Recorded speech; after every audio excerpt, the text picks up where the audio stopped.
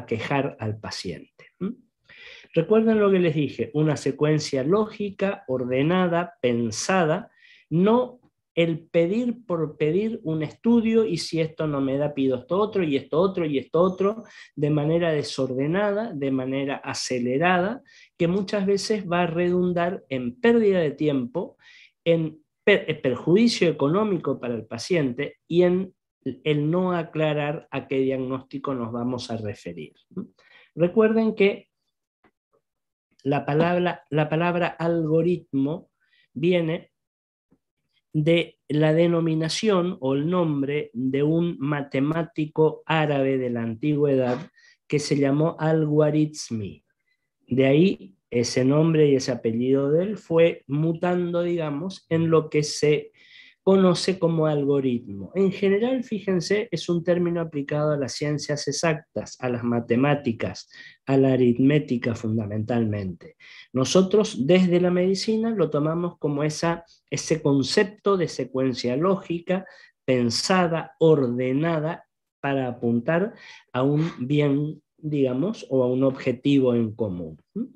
Fíjense que estos algoritmos matemáticos dieron lugar en su momento a otra parte de las matemáticas, o de las ciencias exactas, que es la lógica. Recuerden que es algoritmo y no es algoritmo, porque acá no habla de ningún ritmo, habla de esto que yo les estuve mencionando.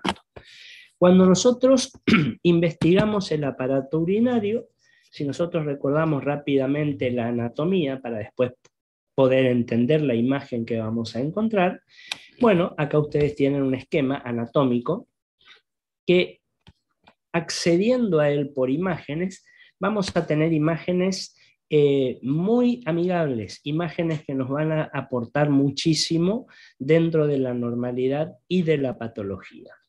Fíjense que nuestro aparato o sistema urinario va a estar constituido por dos órganos fundamentalmente y funcionalmente activos, que son los dos riñones. Estos dos riñones van a estar ubicados en el retroperitoneo, en la fosa lumbar o fosa renal. Van a tener una forma muy característica, esta forma cóncavo-convexa que ustedes conocen, o forma, por ahí van a encontrar en la literatura como forma de habichuela. Habichuela es un poroto, eso quiere decir forma de poroto, que van a estar enfrentados, por así decir, uno con otro, que no van a estar ubicados a la misma altura, no están como aparece en este esquema. Habitualmente el riñón derecho lo encontramos un poquito más bajo que el riñón izquierdo, por la presencia del hígado por sobre el riñón derecho, que lo deprime un poco hacia abajo. Tienen en su cubierta posterior o en su polo superior apoyado este otro órgano, que es la glándula suprarrenal, una para cada riñón, que en realidad tienen una relación más anatómica que fisiológica. Fíjense que su mismo nombre lo indica, suprarrenal, están por arriba del riñón. Este riñón o estos riñones en un paciente adulto van a tener dimensiones, aspecto, trofismo determinado, ya los vamos a ir viendo en los distintos estudios, pero más o menos en un paciente adulto normal, de contextura física estándar, podemos decir que desde el polo superior al polo inferior se pueden contabilizar aproximadamente 12 centímetros de longitud. De adentro a afuera, es decir, del ilio en su cara interna a la parte externa, vamos a contabilizar la mitad, es decir, aproximadamente 6 centímetros, y el espesor, el grosor desde adelante hacia atrás, nuevamente hablamos de la mitad, es decir, unos 3 centímetros de espesor. Fíjense qué fácil de acordarse, 12 de largo, la mitad 6 de ancho, por la mitad 3 de espesor. Ahora, esto no es un número absoluto, constante y que siempre se da. Va a depender de la constitución física del paciente, va a depender de la edad del paciente. Por ello, algunos autores recomiendan tener otro parámetro que es más relativo que absoluto y puede ser muy útil, y lo vamos a ver también después en forma práctica en la imagen que nos dice que desde arriba hacia abajo, es decir, desde el polo superior al polo inferior, debe tener una longitud igual o aproximadamente igual a la sumatoria de 3 vértebras lumbares que van a estar a este nivel. Acá no las vemos porque esto es un esquema. Fíjense que ese número se va a mantener en cuanto a dimensiones más constantes. Más o menos la altura de 3 vértebras lumbares, que nos sirve como referencia porque ese elemento anatómico va a estar en medio de los 2 riñones, 3 vértebras lumbares, más o menos el tamaño, la longitud normal de arriba abajo de un riñón. ¿Por qué mencionamos esto? Porque el tamaño, por así decir, el tamaño del riñón tiene una relación directa con la apreciación de la función renal como aparece, es decir, si está en buenas condiciones funcionalmente hablando o digamos qué está pasando. De estos 2 riñones, en su cara o en su borde interno, vamos a tener vamos a tener el ilio renal. Como en todo órgano, ustedes saben que el ilio es el lugar del órgano a través del cual van a entrar y salir los elementos vasculares anatómicos normales, la arteria propia del riñón, del órgano, la vena propia del órgano, en este caso hablamos de la arteria y la vena renales, y digamos algún órgano propio de este sistema. ¿Cuál es el órgano propio que va a salir del riñón? Este que lo vemos acá, que es el uréter. Un órgano filiforme, como ustedes van a leer por ahí, fíjense que filiforme quiere decir que tiene forma de hilo, es muy finito, que va a llevar desde arriba, desde el riñón, hasta abajo, hasta este otro órgano que está acá, que es la vejiga urinaria, la orina que va a ser el resultado de la filtración glomerular que vamos a encontrar en el riñón. Esa orina va a llevar elementos que son nocivos, que no son necesarios para nuestro organismo, lo saben muy bien, y que tenemos que eliminarlos a través del acto miccional. Estos uréteres van a seguir una trayectoria de arriba abajo, de atrás hacia adelante. Los riñones son retroperitoneales. La vejiga es un órgano que está en el espacio pelviano y es anterior. Inmediatamente por detrás de la sínfisis pubiana está ubicada la vejiga urinaria. Son órganos que van a tener un peristaltismo, es decir, un movimiento propio que va a ser, en condiciones normales, siempre descendente. Van a llevar orina del riñón a la vejiga, tratando de que no suceda el flujo inverso, porque eso va a ser patológico y en ese caso vamos a hablar de un reflujo vesicoureteral, lo cual ya vamos a ver puede llegar a ser muy lesivo para el paciente, sobre todo si esta orina por reflujo llega nuevamente al riñón. ¿Por qué razón? Y les adelanto para entender este concepto. Porque la orina que va quedando retenida en vejiga se la considera prácticamente como un elemento contaminado, para el cual la vejiga no tiene problemas. La vejiga lo tolera, pero no el riñón. Entonces esa suele ser la causa más frecuente de las nefropatías infecciosas recurrentes. El paciente que hace glomerulonefritis o que hace nefritis ascendentes o infecciones renales ascendentes recurrentes, es decir, se pueden ir repitiendo. En la desembocadura de cada uno de los 2 uréteres en la vejiga hay una pequeña valvulita, no es esfínter, porque si fuera esfínter tendríamos que tener control consciente sobre él y nosotros no lo tenemos.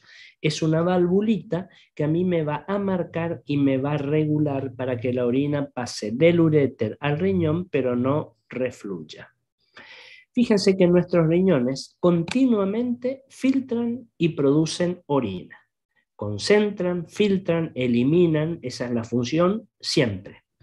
Por lo tanto, la eliminación de orina desde el riñón es constante también. Algunos autores llaman, y valga la comparación, un babeo de orina. Es como si nuestros riñones babearan continuamente orina. Esa orina va a ir llenando la vejiga, que es un órgano de represión, se va a llenar de orina y de almacenamiento, hasta que una vez que la orina terminó de llenar su capacidad de orina, se despierta el reflejo miccional. En ese momento, y ahí sí, por un acto voluntario, el paciente, nosotros, la persona, va y orina. La llegada de orina a la vejiga es una situación inconsciente. Nosotros no podemos controlar voluntariamente nuestro drenaje de orina de riñón a vejiga, ni nuestra llenada, ni nuestro llenado vesical, pero sí se controla voluntariamente la evacuación de la orina. ¿Cómo se va a evacuar? En esta vejiga urinaria tenemos el último de los conductos o de las partes constituyentes del aparato urinario, que es un conducto único, central, medio, inferior, que es la uretra. Diferente en el caso de que el paciente sea un varón o sea una mujer. La uretra femenina es una uretra cortita, que está a poca distancia del meato uretral, a través del cual se elimina la orina al exterior. Sin embargo, en el caso del paciente varón, la uretra va a tener una longitud mayor, porque ustedes conocen por anatomía, va a ir atravesando diferentes sectores. La uretra membranosa, la uretra prostática, la uretra peneana, etc. Y va a desembocar en el meato uretral, que va a compartir con la eliminación también del fluido seminal. Esta es rápidamente la anatomía del sistema urinario, que seguramente ustedes la conocen muy bien, pero nada más que para refrescar un poquito los conocimientos, para después poder interpretar las imágenes que vamos a ir viendo. Les pido disculpas porque estoy muy disfónico, por eso no elevo mucho la voz y voy a ser un poco más lento en mi ritmo, digamos. ¿Qué métodos de examen vamos a tener a mano para investigar el aparato o sistema urinario? Fíjense que acá presentamos un menú, digamos, una lista de todo lo que podemos llegar a hacer. Lo que ustedes saben que, como decimos habitualmente, no vamos a realizar todos estos métodos en todos los pacientes. En algún paciente, en algunos, haremos uno de estos métodos o emplearemos uno, en otros dos, en otros tres. Bueno, va a depender un poco a eso que ya habíamos hecho mención en su momento, de que cada paciente es un caso particular y el mejor método será el método que sea indicado para ese paciente y en esa situación clínica o patológica o lo que fuera. Si vamos desde lo más simple, desde lo más directo, desde lo más accesible, de lo menos invasivo para el paciente, podríamos empezar a hablar de la radiografía simple o directa de abdomen. Ustedes ya conocen lo que es una radiografía simple o directa de abdomen, ya la vimos, recuerden, cuando comenzamos a ver la parte de abdomen, después seguimos con aparato digestivo. Bueno, acá también la vamos a utilizar y es útil, es muy útil. En este caso, lógico, lo vamos a enfocar desde la problemática del aparato urinario, lógicamente.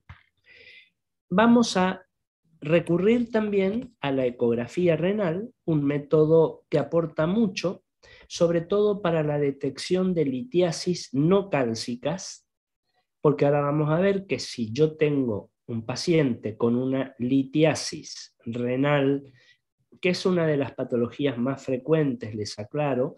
Recuerden que este término, esta palabra litiasis, la habíamos visto hace muy poco cuando analizábamos la parte de vías biliares. Litiasis viene de litos, de piedra, piedrita, cálculo. En este caso, del aparato renal, que podrá ubicarse en el riñón, podrá ubicarse en el uréter, podrá ubicarse en la vejiga, bueno, siempre siguiendo ese peristaltismo que nosotros lo habíamos comentado recién. Si esa litiasis tiene componentes cálcicos, es decir, componentes radiodensos, radioopacos, la vamos a ver perfectamente con este estudio, con la radiografía simple o directa de abdomen. Pero si sucede que esa litiasis no tiene calcio en su composición, lo cual suele ser frecuente en el aparato urinario, son cálculos de uratos o de ácido úrico o de fosfatos, etc., no los vamos a ver en la directa de abdomen, pero el paciente a mí me va a llegar con todo un cuadro clínico de un cólico renoureteral, uno de los casos más demandantes por parte del paciente, por el excesivo dolor que presentan estos pacientes. Le hacemos la radiografía y no vemos ninguna litiasis, a pesar de que nosotros decimos tiene toda la clínica para un cólico renal o renoureteral. A ese paciente, recuerden, le vamos a tener que hacer una ecografía renal. ¿Por qué? Porque a la ecografía no le interesa cuál es la composición física del cálculo. Puede tener calcio o no tener calcio, la ecografía lo va a detectar perfectamente, vamos a hacer y vamos a confirmar el diagnóstico. Ya vamos a ir desarrollando esto. Hay otro estudio propio de este aparato, que es el urograma excretor, lo mencionamos, ahora después lo vamos a ir detallando, es un estudio anatómico y sobre todo, recuerden, lo funcional del aparato urinario. Nos va a poder demostrar la función renal de ese paciente, en qué situación, en qué condiciones se encuentra. De ahí el alto valor diagnóstico y pronóstico que va a tener este estudio, este urograma excretor. ¿Podremos realizar tomografía axial computada? Sí, por supuesto, como para cualquier otro órgano de la cavidad abdominal, con todo lo que nos aporta la tomografía, esa visión, como ustedes ya saben, incluyente, amplia, nos muestra no solamente lo que es la figura renal, sino todo su entorno también, y va a ser frecuentemente indicado.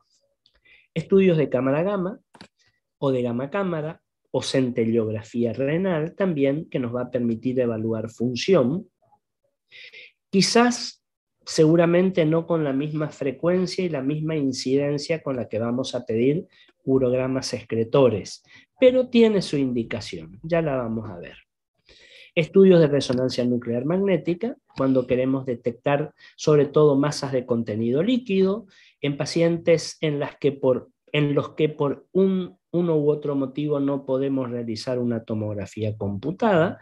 Bueno, la resonancia nuclear magnética es un estudio que aporta mucho también a esta cuestión. Y después, lógicamente, vamos a tener todos los estudios hemodinámicos, lo que tenga que ver con arteriografías, estudios vasculares renales, venosos, en fin. Si hay alguna pregunta, por favor, abren su micrófono, me la hacen, la suben al chat, como hacemos siempre. Si empezamos a desarrollar toda esta serie de estudios, a explicarlos, vamos a comenzar con la radiografía simple de abdomen o directa de abdomen. Si bien nosotros esto ya lo vimos, como les dije recién, cuando comenzamos a ver abdomen. Lo único que acá la vamos a manejar desde la mirada del aparato urinario, por supuesto. ¿Cuáles suelen ser las indicaciones más frecuentes para este estudio? La presencia, nos puede detectar la presencia de masas renales o extrarrenales, aunque en ese caso no nos va a dar seguramente una imagen muy exacta. Para eso vamos a poder realizar ecografía, vamos a poder realizar tomografía computada, pero como para comenzar un poco nuestra secuencia de estudios, con una radiografía simple o directa nos puede pintar un pantallazo de qué está sucediendo. Lógicamente, sumado a la clínica del paciente, a los estudios de laboratorio, y por otra parte, ustedes recuerden, en cuanto a la posibilidad o a la asequibilidad de realización del método, es seguramente, sin dudas, el método que con mayor facilidad lo vamos a poder realizar. ¿Qué otra indicación? La presencia de calcificaciones. Calcificaciones que pueden ser, fíjense que la lista encabeza las litiasis. La presencia de litiasis, de cálculos, en este caso que contengan calcio en su interior, cálculos cálcicos, que tenemos que tener en cuenta también que los cálculos renales, generalmente las litiasis renales que tengan calcio, suelen tener una matriz o un núcleo o un centro cálcico sobre el que se van a ir depositando capas de otras sustancias que por ahí son no radiodensas. Ácido úrico, uratos, algunos pigmentos, algunas sales, etcétera, etcétera, lo cual, cuando nosotros vemos la imagen radiodensa en la radiografía, por ahí en la realidad ese cálculo es más grande de lo que nosotros lo vemos en la radiografía. Porque nosotros, piensen ustedes, podemos llegar a ver la matriz cálcica, el núcleo, el centro, pero todas esas capas alrededor, como si fueran una escarapela, digamos, no las vamos a ver. Entonces, tiene su utilidad, obviamente, cuando el método va a jugar con un paciente que tenga una litiasis cálcica.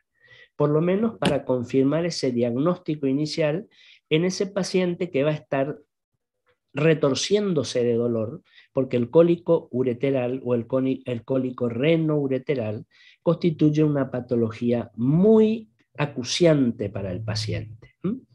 Dolor, paciente que tenga un dolor intensísimo, paciente que pueda tener disuria. La disuria, recuerden, es la dificultad para orinar, o otra cuestión que hay que tener siempre en cuenta, que puede acompañarse, que va a ser una hematuria. La hematuria, ustedes saben, es la presencia de sangre en la orina. Por favor, diferenciemos lo que es una hematuria de lo que es una uretrorragia. Hematuria es la pérdida de sangre mezclada con la orina. El paciente nos va a referir que pudo manifestar o pudo ver su orina con otra coloración. Una coloración más rojiza, algunos la llaman como lavado de carne, porque tiene una coloración así justamente, rojiza por la presencia de sangre. En cambio, la uretrorragia es la pérdida por vía uretral de sangre pura, sangre roja, ojo, fuera del acto miccional. ¿De acuerdo? Generalmente nos va a hablar de una lesión en algún punto de la vía urinaria. Un paciente que ha tenido un traumatismo y a raíz de eso se produce ese sangrado que no tiene relación al acto miccional. No perdamos eso de vista. ¿Dónde más podremos detectar calcificaciones con una directa de abdomen a nivel del aparato urinario? Algunas calcificaciones vasculares, ya sea de los vasos que tienen que ver con la anatomía renal. No es frecuente, pero puede llegar a verse. Hay un síndrome, un proceso degenerativo que se llama nefrocalcinosis, que a lo mejor lo habrán escuchado nombrar. No es frecuente tampoco, pero un riñón que padece esta enfermedad va a ser detectable en una directa de abdomen, porque vamos a ver múltiples pequeñas calcificaciones diseminadas en toda la superficie del parénquima renal. Pero de estas situaciones, yo les diría que por lejos lo más frecuente va a ser la detección de litiasis cálcicas con esta radiografía simple o directa de abdomen. Y también para detectar la presencia de cuerpos extraños en la vía urinaria. Cuerpos extraños que pueden deberse o a maniobras terapéuticas, por ejemplo, detectar si un catéter está bien colocado, si una sonda está bien colocada, si un catéter o un dilatador que se introdujo por vía ascendente desde la uretra hacia arriba para llegar al riñón, llegó efectivamente al riñón, o si en algún punto hizo una curvatura y no llegó al riñón. Todos estos catéteres son radiodensos o tienen algún componente en su extremidad que sea detectable radiológicamente, justamente para poder valernos de esta cuestión, para tomar como guía, para ver si la colocación está, si el catéter está en su lugar, etc. Aunque sea una medida terapéutica, no deja de ser un cuerpo extraño, porque naturalmente nosotros no lo tenemos incorporado a nuestro organismo, obviamente.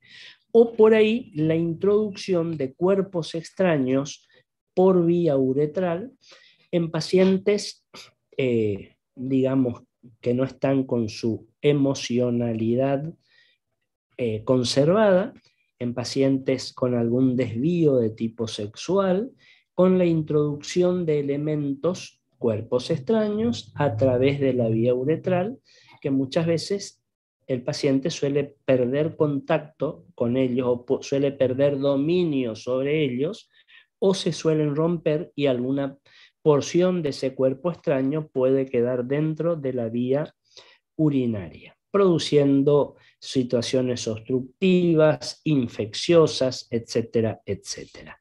Obviamente, ustedes se imaginarán, estos cuerpos extraños van a poder ser detectados en radiología simple si estos cuerpos extraños son radiodensos. Son metálicos, tienen algún componente cálcico, en fin, si no, no los vamos a ver de esta manera. Fíjense una radiografía directa de abdomen donde vamos a apuntar un poquito a la parte renal. Antes de avanzar, ¿hay alguna pregunta que me quieran hacer? ¿Hay algo que no haya quedado claro? En fin. Fíjense que en esta radiografía, si bien no es extremadamente nítida, ya vamos a ver ahora enseguida otras, nosotros estamos viendo una directa de abdomen, quizás un tanto excesivamente penetrada, con mucho kilovoltaje. Fíjense que vemos muy excesivamente en blanco y negro, no hay grises por ahí intermedios. Eso sería lo ideal en su justa medida, pero no cuando está excesivamente penetrada, con un muy marcado kilovoltaje. Tenemos la columna lumbar, ¿se acuerdan que la habíamos descrito como el esqueleto de esta región abdominal? Llegamos a ver acá en este caso, como se suele ver generalmente, las dos últimas vértebras dorsales. Sabemos que estas son las dos últimas vértebras dorsales porque fíjense que acá y acá está saliendo el último o los dos últimos pares de costillas, que son las costillas falsas o flotantes.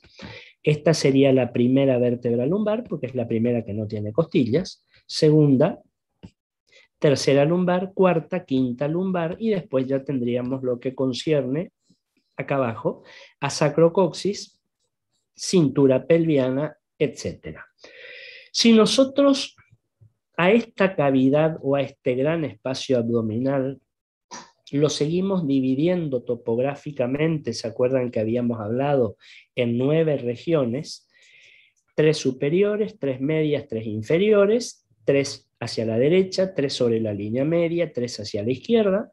Vamos a ver que los riñones van a ocupar generalmente, como suele ser, la región del flanco derecho o del flanco izquierdo, o en parte del hipocondrio derecho o del hipocondrio izquierdo. Esto es un tanto variable según la constitución física de nuestro paciente. Si yo analizo esta radiografía directa de abdomen, fíjense que en la zona, por decirlo, entre hipocondrio derecho y flanco derecho, me encuentro con esta imagen que yo acá les estoy circunscribiendo con el cursor. Una imagen radiodensa, radiopaca, blanca, homogénea, más o menos redondeada u ovalada, de bordes netos, que si yo a esto lo sumo a la clínica del paciente, me puede llegar a hacer pensar en una litiasis renal. Aclarando una cosa, fíjense que las litiasis que realmente duelen y desencadenan en el paciente esos cólicos insoportables en cuanto al umbral doloroso, no suelen ser debidos a litiasis renales. ¿Por qué? Porque la litiasis renal, si no es muy grande, dentro del riñón, a nivel de la médula renal, recuerden que están los cálices menores, los cálices mayores, los tres sistemas caliciales van a confluir en la pelvis renal y de ahí partirá el uréter. En esa pelvis o en esos cálices mayores tienen, por decirlo de alguna manera, espacio suficiente como para moverse un poquito sin producir dolor. Pueden producir hematuria, sí, porque al moverse pueden raspar las paredes internas de estas estructuras y pueden producir un sangrado. Realmente el dolor intenso se va a producir cuando estas litiasis intentan meterse en la vía ureteral. Acuérdense lo que les dije, el uréter es un órgano filiforme, tiene forma de hilo, muy finito. Entonces, al intentar meterse en ese conducto tan finito, producen una dilatación brusca, agresiva del uréter. Eso es lo que produce el dolor tan intenso del cólico ureteral. Nosotros por ahí, por extensión, hablamos de cólico renal. Por ahí es un poco más, digamos, exacto hablar de cólico renoureteral, que obviamente también va a producir sangrado, porque piensen que en esa fuerza, con esa intención de avanzar dentro de un conducto tan estrecho, va a lesionar la pared y va a producir sangrado. Esto es una gran litiasis que seguramente por la ubicación y por la altura en la que la vemos, eso debe estar en el riñón derecho. Acuérdense algo, en esta zona muy cerquita tenemos otro órgano litogénico también, que ya lo habíamos visto en clases de la semana pasada, la vesícula biliar. La vesícula biliar dentro de su patología también va a presentar litiasis, que las vamos a poder detectar radiológicamente con radiología simple, como habíamos dicho, si esa litiasis tiene calcio en su composición. Si no, el paciente va a ir, ¿se acuerdan?, a ese método de elección para el estudio, como dicen, del cuadrante superior derecho del abdomen, que es la ecografía. Pero también pueden haber presencia de litiasis de la vía biliar.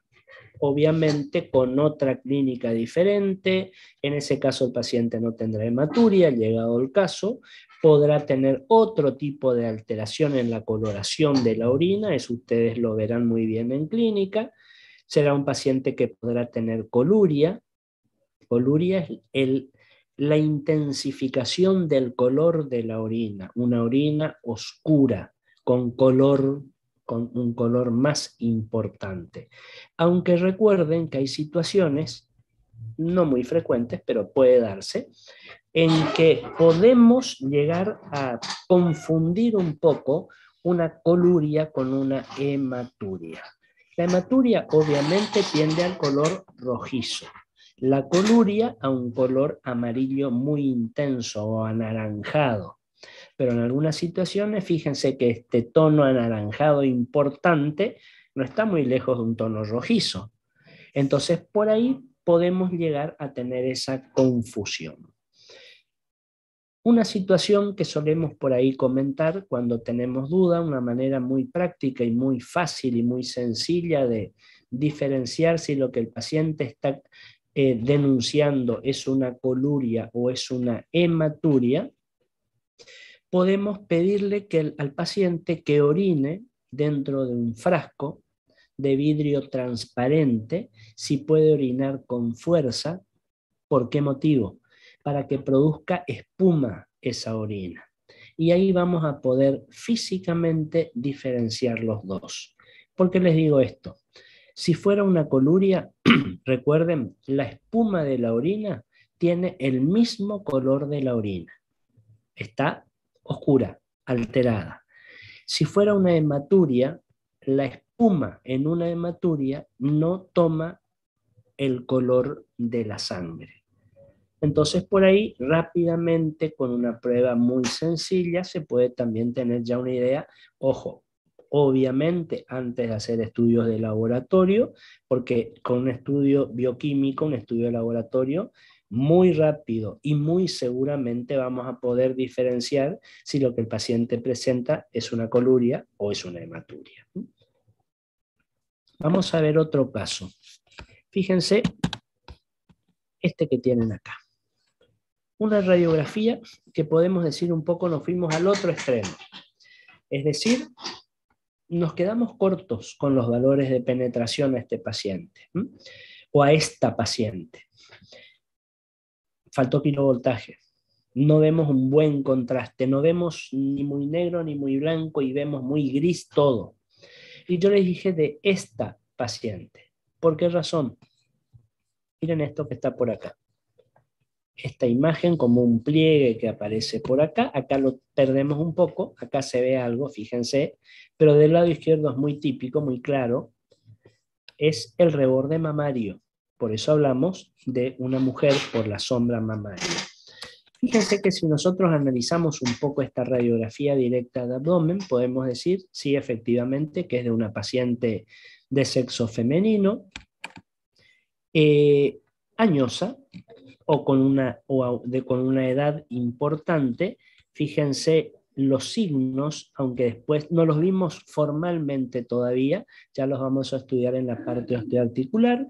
Es una columna que tiene una serie de deformaciones que se van a llamar osteofitos o picos del oro, que son muy propios y muy característicos de la artrosis. Y la artrosis es un proceso degenerativo que va a afectar a personas de edad adultos mayores. Es difícil que encontremos una artrosis en una mujer de 30 años, pero si esta mujer tuviera 70 años, para la edad no es nada extraño encontrarlos. Un patrón aéreo dentro de lo normal, ¿se acuerdan que lo habíamos evaluado también?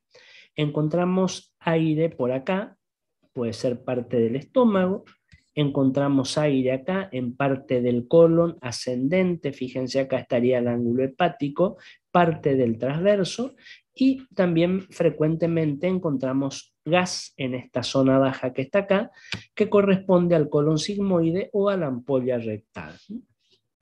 Pero si yo analizo esta imagen, esta radiografía directa de abdomen, fíjense que tengo que hacer una lectura un tanto detallada, pausada, tranquila, no mirar a las corridas y decir no hay nada. Observen por favor la zona del hipocondrio izquierdo y quiero que se fijen y piensen si hay alguna imagen que les pueda llamar la atención o no. Esta zona de acá, hipocondrio izquierdo, flanco, y miren esto que está acá. Fíjense esto que está acá. Saco el cursor para que lo vean. Una imagen chiquita, pequeñita, radiodensa, que hasta que se demuestre lo contrario, tenemos que pensar en una litiasis renal, del lado izquierdo, por supuesto. Al aparecer del lado izquierdo, yo no tengo dudas de que eso es el riñón. En la duda se me puede plantear, decíamos hoy, si la encuentro del lado derecho, por la cercanía a la vecindad de la vesícula biliar, pero yo de este lado no tengo vesícula. Entonces podemos hablar de una litiasis renal pequeñita. En algunas situaciones puede ser un hallazgo, sí, por supuesto. Como hoy les decía, si la litiasis está en riñón, es chiquita, se moviliza con facilidad, no va a desencadenar un cuadro doloroso en el paciente. Fíjense que inclusive podemos llegar casi a contornear la imagen renal. Por acá vemos un poco y fíjense por acá, cómo se ve muy bien este polo inferior y esta curvatura mayor del riñón acá también. A los riñones en la directa se los suele ver contorneados. Obviamente no es una imagen anatómica excelente, pero ¿por qué los vemos contorneados? Porque los riñones, recuerden, están rodeados y protegidos por una película, más que una película, por una capa grasa de tejido adiposo, que es la grasa perirrenal de Gerota, habrán escuchado, o de Gerota, como ustedes quieran. Fíjense que esa cápsula, ese almohadillado graso, cumple una función muy importante. Protección. Recuerden que los riñones están en el retroperitoneo, ya vamos a ver después cuando veamos retroperitoneo en qué consiste, un espacio, por decir de alguna manera, que está más expuesto al traumatismo. Los riñones no son órganos que se intraperitoneales, son retroperitoneales. Esta capa de grasa o de tejido adiposo los protege, les da una especie de amortiguación a los traumatismos, sobre todo a los traumatismos lumbares posteriores, y también actúan como un medio para mantener una isotermia, es decir, que tengan una temperatura normal, estándar, como es la temperatura nuestra propia del cuerpo humano.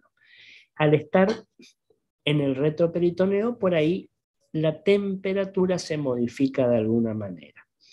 Cuando nosotros vemos el riñón, quiere decir que esta grasa perirrenal de Gerota, como es menos densa, obviamente, acuérdense las densidades radiológicas normales, ¿se acuerdan? Metal, calcio, agua, grasa, aire. La densidad de la grasa es menor que la densidad del riñón. El riñón tiene densidad agua por su riquísimo contenido en sangre. Entonces nos sirve como una especie de referente, digamos, para contornear la silueta renal. En este caso seguramente hablamos de una litiasis por la altura, por la ubicación, que está dentro del riñón, una litiasis renal. Y les muestro un ejemplo más, les muestro una imagen más, fíjense, otra directa de abdomen. Una directa de abdomen en la cual yo les diría, acá me gustan sí los valores que se emplearon. Fíjense que tiene un buen nivel de penetración, un buen kilovoltaje, tengo un buen contraste entre las distintas estructuras, veo muy bien la columna vertebral, fíjense las costillas, la cintura pelviana.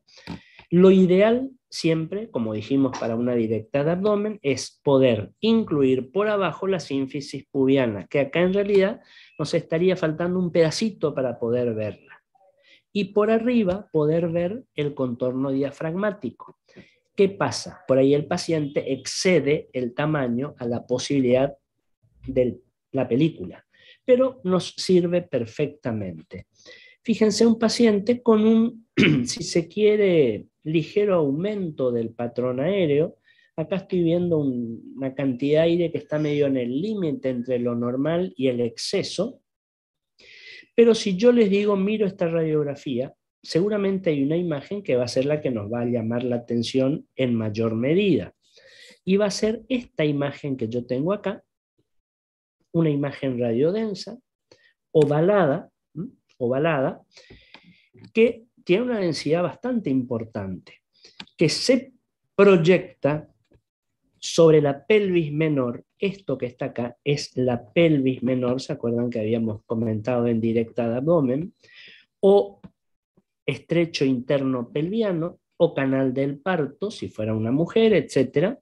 Y que está, digamos, como apoyándose visualmente sobre lo que acá estaría, aunque no lo vemos, que es la sínfisis pubiana, es decir, la unión de las dos ramas del pubis. Fíjense que esta imagen, si la pudiéramos ver en detalle, a ver si pueden tratar de hacerlo, fíjense que no es del todo homogénea en cuanto a su densidad. Fíjense que tiene zonas más radiodensas, menos radiodensas, pero como si fueran capas concéntricas.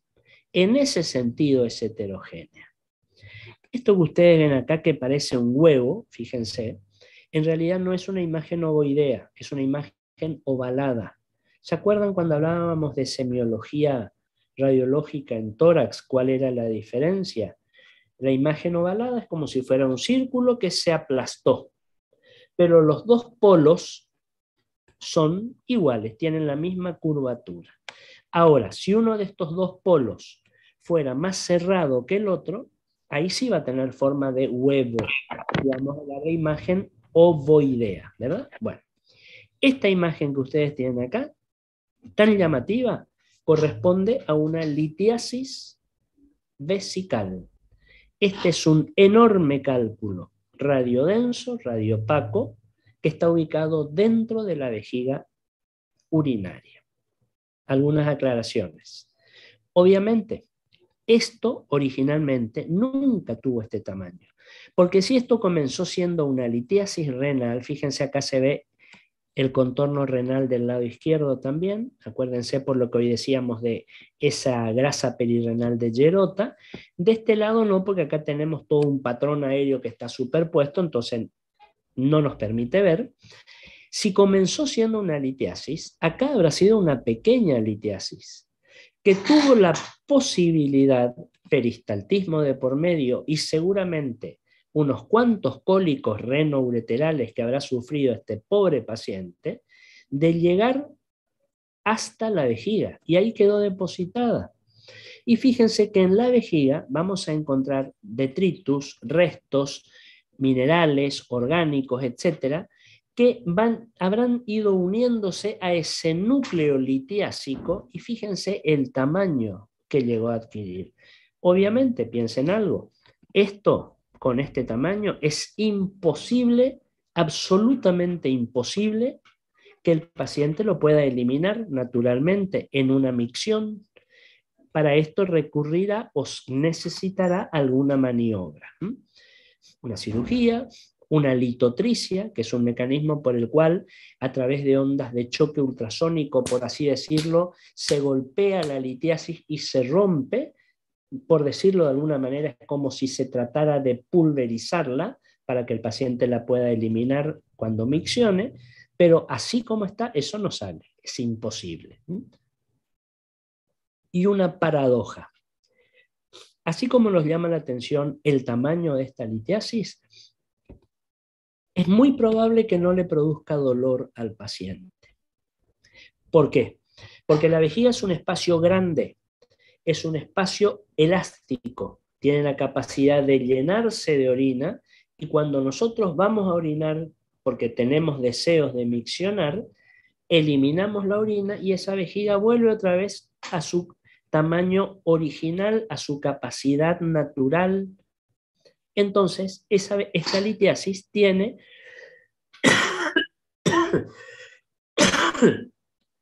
la posibilidad de no producirle dolor al paciente.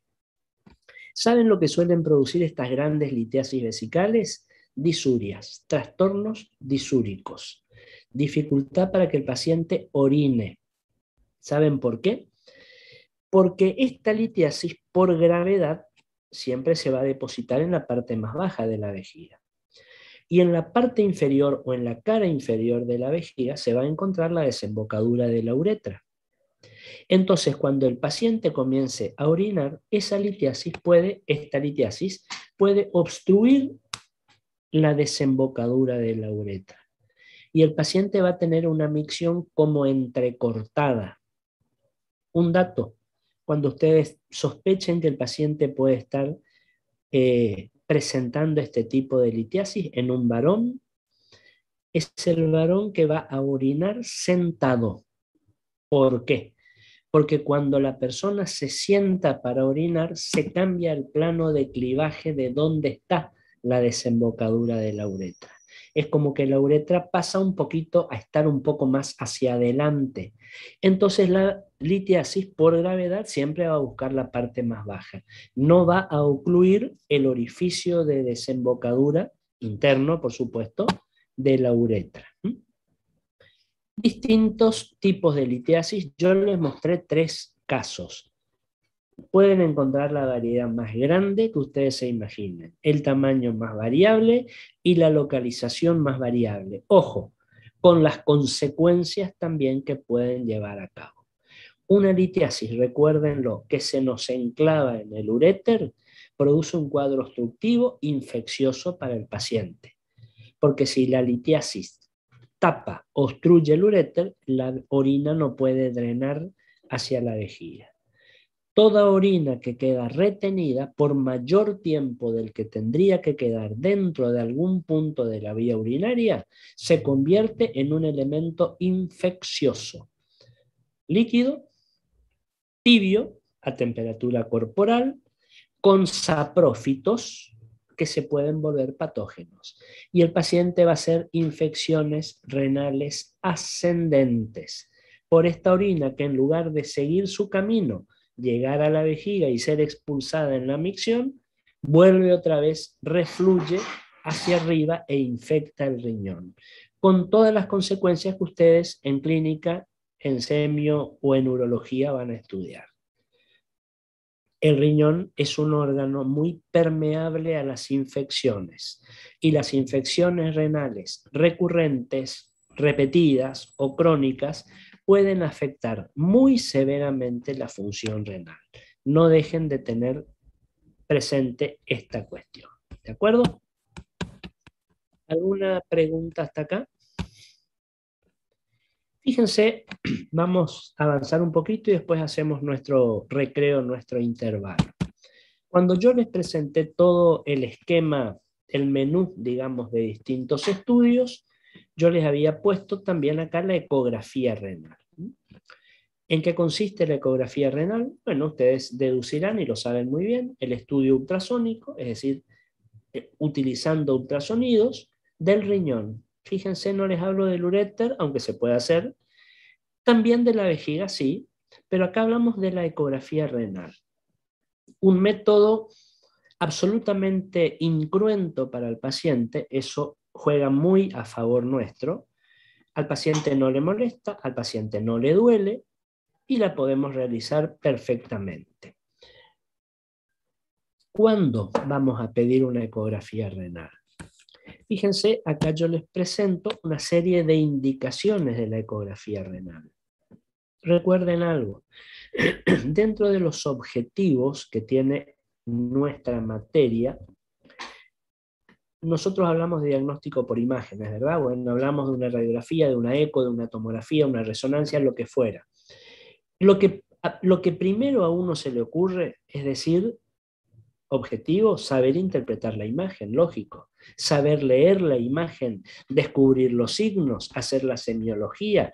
En base a esos signos que vimos, pensar en un diagnóstico. Fíjense que eso es lo que está ameritando el nombre de la materia, diagnóstico por imágenes. Pero yo les digo algo, y yo personalmente lo planteo como un objetivo muy importante, y siempre se los comento a ustedes, tan importante como el interpretar una imagen es saber pedirla, saber pedir un estudio. Y cuando yo digo saber pedir un estudio es, en primer lugar, saber pedir literalmente hablando. ¿Cómo pido el nombre del estudio? Yo quiero un urograma excretor, por ejemplo. No quiero una contrastada urinaria ni un riñón con contraste. No, no, no. Yo pido un urograma excretor.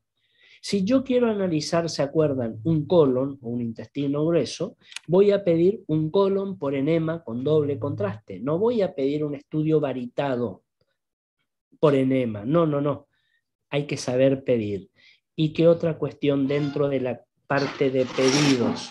Saber cuándo pedir, en qué paciente y en qué momento de ese paciente voy a pedir el estudio.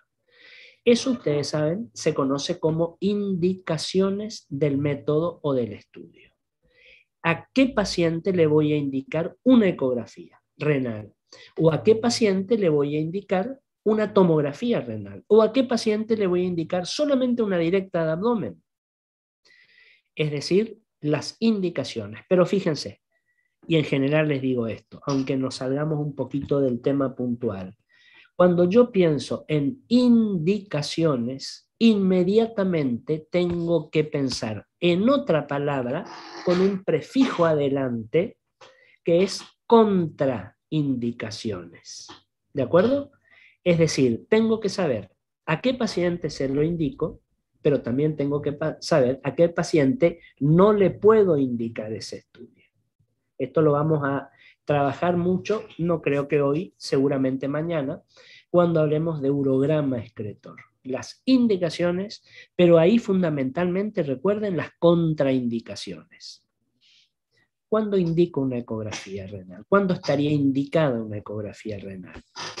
Para detectar o diferenciar, mejor dicho, masas sólidas de masas quísticas en el riñón.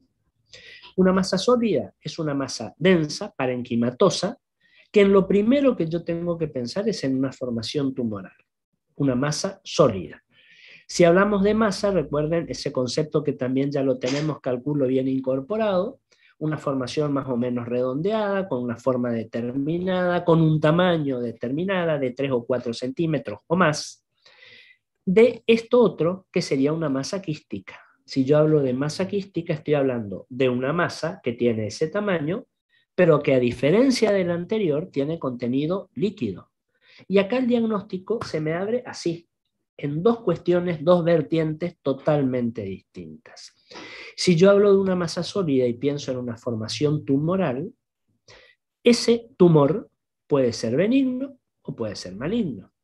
El tumor benigno es aquel que a mí no me pone en riesgo jamás la vida del paciente.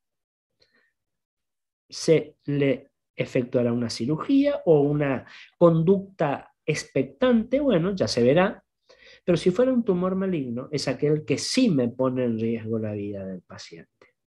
Sin embargo, si yo hablo de una masa quística, de un quiste renal, que suelen ser bastante visualizables en cuanto a la frecuencia, un quiste nunca se va a malignizar. El quiste es quiste y siempre es quiste, no termina en un cáncer renal. Lo que no quiere decir que no vaya a controlar al paciente, a ver cómo evoluciona. Fíjense que nosotros vamos a encontrar quistes renales únicos, ¿se acuerdan que en hígado también ya lo habíamos visto? O podemos encontrar numerosos quistes renales, poliquistosis renales, como habíamos visto también en hígado. Aclarando algo, muchas veces van a ser inclusive absolutamente asintomáticos. Estas masas quísticas suelen ser hallazgos en una ecografía, en una tomografía, se ve perfecto también, pero tenemos que conocer. ¿En qué otro paciente vamos a indicarle una ecografía renal? Pacientes con hidronefrosis, o también las van a encontrar como uronefrosis. Fíjense que la hidronefrosis o la uronefrosis es un proceso degenerativo que afecta al riñón y que va a comprometer la función renal. Es un riñón que puede no funcionar o puede funcionar muy escasamente. Me adelanto a algo que vamos a volver a tocarlo con urograma. Si yo no tengo la función renal conservada, yo no le puedo hacer un urograma. Ya lo vamos a explicar por qué. Entonces, no puedo ver cómo está esa función mal llevada del riñón. La ecografía sí me permite. Aunque el riñón esté no funcional o poco funcionante, me va a mostrar qué características anatómicas tiene, qué tamaño tiene, qué ecogenicidad tiene, etc. ¿En qué otra indicación vamos a hablar? Vamos a pensar para una ecografía. Pacientes con uremia importante. ¿Por qué? Porque un paciente al que yo, por algún método diagnóstico de laboratorio, un dosaje de uremia o una creatininemia están elevados más arriba de los valores normales, a mí eso me va a hablar seguramente de una insuficiencia renal. Paciente que tiene valores de urea, de ácido úrico o de creatinina en sangre muy elevados, ese riñón no funciona bien. El urograma excretor se ve limitado, se ve coartado para poder actuar.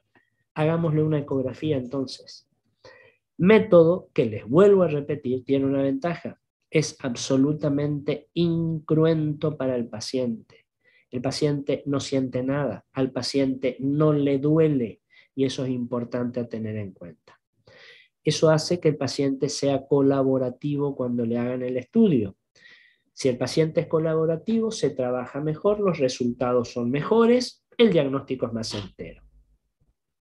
¿Cuándo más vamos a utilizar la ecografía renal? En los pacientes trasplantados renales, como para control evolutivo. Tanto para el paciente receptor del riñón como para el paciente donante del riñón.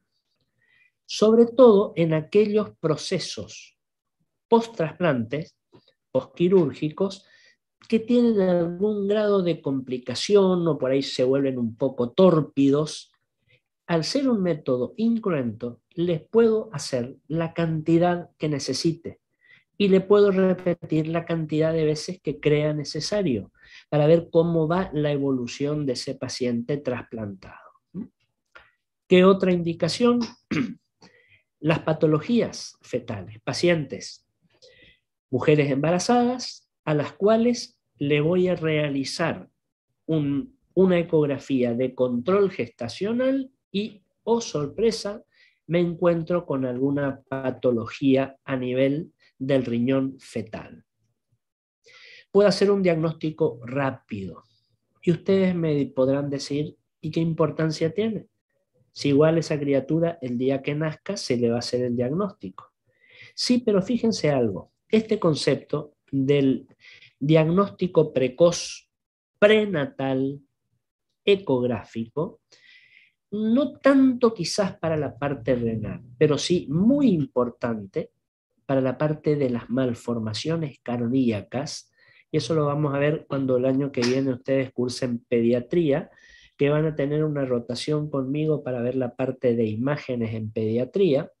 Por eso fíjense que nuestro cursado de este año no es mucho lo que nosotros hacemos alusión al paciente pediátrico, porque tenemos todo un tiempo el año que viene sobre el paciente pediátrico. Les decía, a ese chiquito, a ese feto, a ese embrión en el que ya prenatalmente se le diagnostica, fíjense con qué precocidad, una malformación cardíaca, hay algunas malformaciones cardíacas fetales que para su resolución va a tener que necesitar un tratamiento quirúrgico que muchas veces es secuenciado, es decir, varias cirugías, y se suele tener que comenzar casi inmediatamente después del nacimiento. Entonces, si yo tengo un embarazo en una mamá en la que se diagnostica que ese chico ya tiene una malformación cardíaca, hablamos de una malformación cardíaca relevante, y que para solucionarla va a ser necesaria una o varias cirugías, ya está todo previsto. Ganamos tiempo. Ganamos tiempo quiere decir estamos salvando a ese niño. Por ahí, si no se hiciera así, todos los estudios tendrían que comenzar post-nacimiento y se pierde tiempo. Y en este tiempo que se va demorando puede ir la vida del chico. ¿Para qué otra cuestión vamos a efectuar o vamos a solicitar ecografía renal? Para evaluar el espacio perirrenal. Ese espacio donde teníamos la grasa de Gerota, donde en un paciente por ahí tiene un traumatismo lumbar o renal y no sé si no hay una patología que me haya lesionado el riñón, que hay una pérdida hemática, hay una hemorragia que por ahí puede estar como contenida en ese espacio o haber salido de él. Con una ecografía yo lo puedo determinar. Recuerden algo, los riñones son órganos friables, como el hígado, en menor medida, como el vaso. Si yo digo friable, quiere decir que tiene la capacidad de romperse, eso es ser friable. Ante un traumatismo cerrado muchas veces, o no, o abierto, dependiendo, es un órgano, el riñón, que se puede fraccionar, se puede romper. Eso quiere decir friable. Por favor, no se confundan, no tiene nada que ver con la temperatura ni de que sea frío, no. Friable es esa capacidad de romperse. Eso obviamente va a producir una hemorragia porque se van a lesionar los vasos renales. Bueno, la ecografía a mí me permite muy bien evaluar ese espacio perirrenal, con presencia de sangre, con presencia de sustancias o de elementos purulentos, por ejemplo, en procesos peritoneales, infecciosos, inflamatorios, etc. Piensen que si nosotros tenemos un paciente en agudo, cuando nosotros vamos a realizarle algún método diagnóstico, ya sea un método funcional por imágenes, quirúrgico, lo que fuera, hay que tratar de agredir lo menos posible a ese paciente. Si hay que invadirlo, hay que ser invasivo, tratemos por lo menos, si se puede, por supuesto, de esperar que pase esa fase aguda. Y después lo hacemos.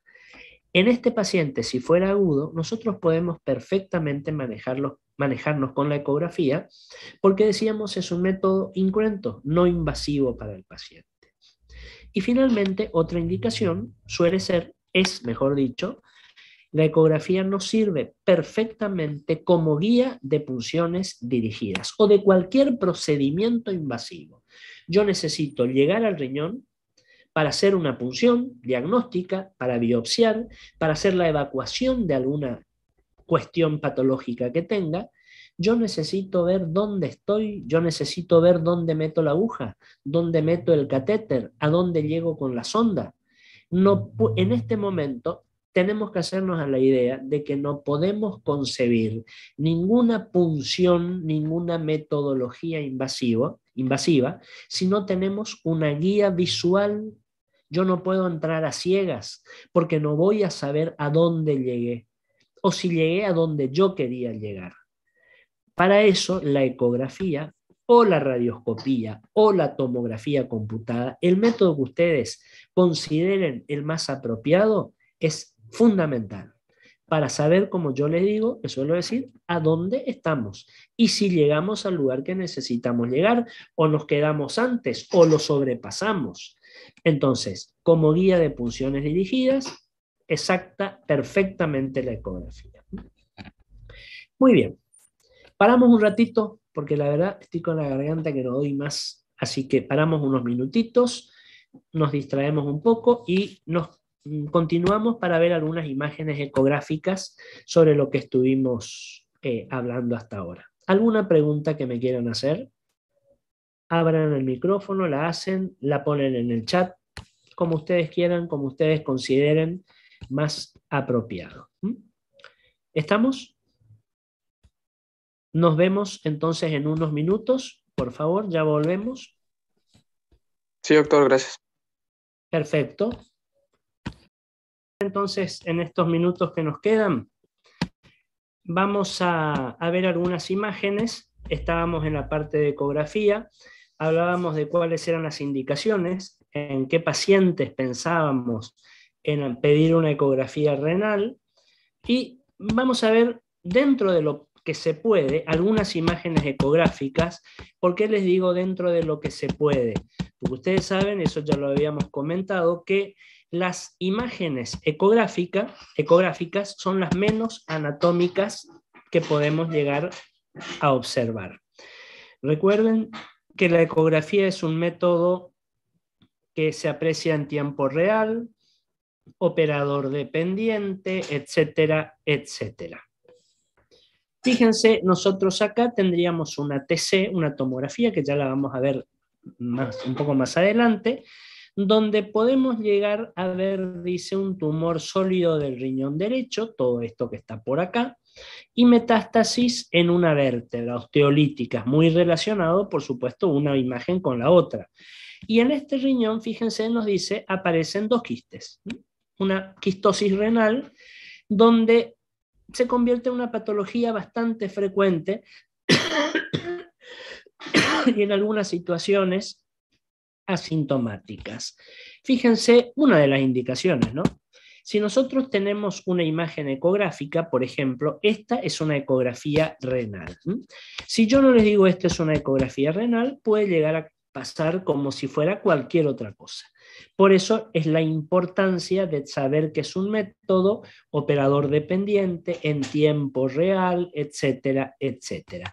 Fíjense, vamos a ver el corte. Acá esto que está acá pertenece al riñón, con estructuras que son más ecogénicas y otras menos ecogénicas. Y fíjense en esta otra imagen, por ejemplo, Una imagen acá nos está mostrando de una litiasis que se encuentra en un riñón, independientemente, acuérdense de cuál es la constitución física, si tiene calcio, si no tiene calcio, si es de urato, si es de fosfato, etcétera, donde la flechita, la punta de flecha nos muestra una imagen hiperecogénica. Para esto los remito un instante a cuando hablábamos de litiasis vesiculares, ¿se acuerdan? Muy parecidos. Lo único que en lugar de estar la litiasis, la piedrita en la vesícula biliar, acá la tenemos en el riñón. Fíjense, una imagen ecogénica o hiperecogénica o hiperecoica con este fenómeno. ¿Se acuerdan que habíamos visto? Lo habíamos descrito, la sombra acústica posterior o también llamada sombra sónica posterior. Este riñón, además de presentar esta litiasis, fíjense por acá, me presenta una imagen anecoica que está correspondiendo a una formación quística a este nivel. Recuerden, las imágenes en ecografía, en este caso son imágenes estáticas, están, digamos, como congeladas. Realmente esto tiene valor cuando nosotros lo vemos realizar, porque ahí se convierte en un estudio dinámico y directo.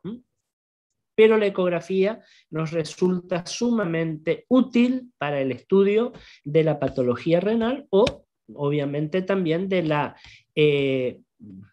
normalidad, digamos, renal. A ver, acá tengo de la pelvis renal ureteral hasta los 5 meses.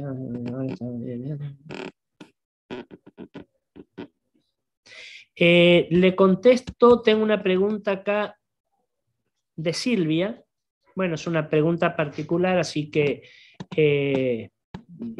si Silvia me permite, lo puedo contestar así para todos, digamos, un problemita de algo de lo que yo había dicho con su hijo, que fue diagnosticado con una dilatación de la pelvis renal bilateral.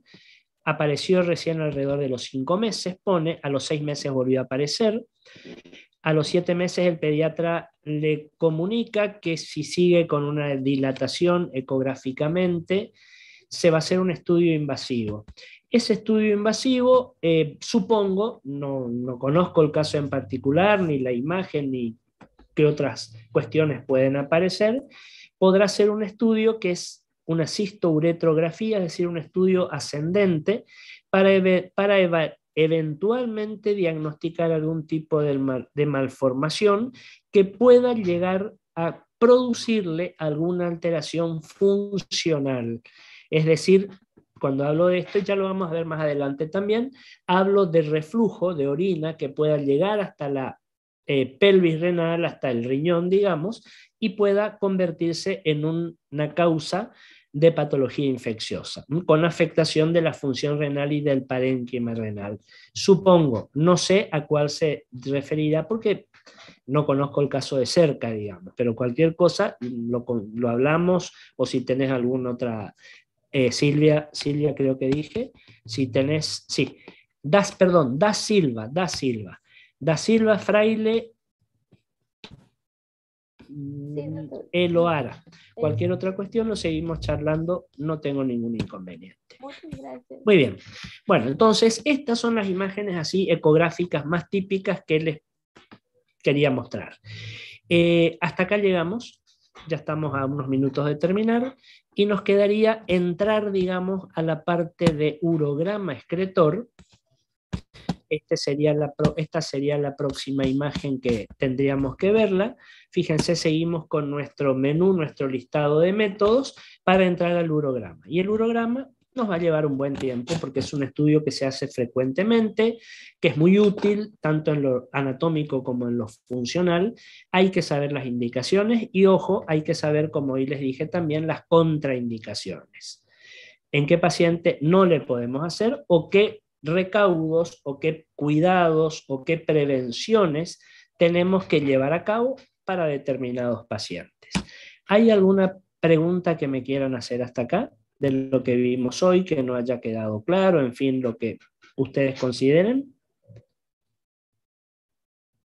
Si no hay preguntas, mañana nuevamente, entonces a las 17 nos volvemos a encontrar para continuar con nuestro tema de diagnóstico por imágenes del aparato urinario. ¿De acuerdo? Gracias, profe. Muy bien. Nos vemos mañana entonces.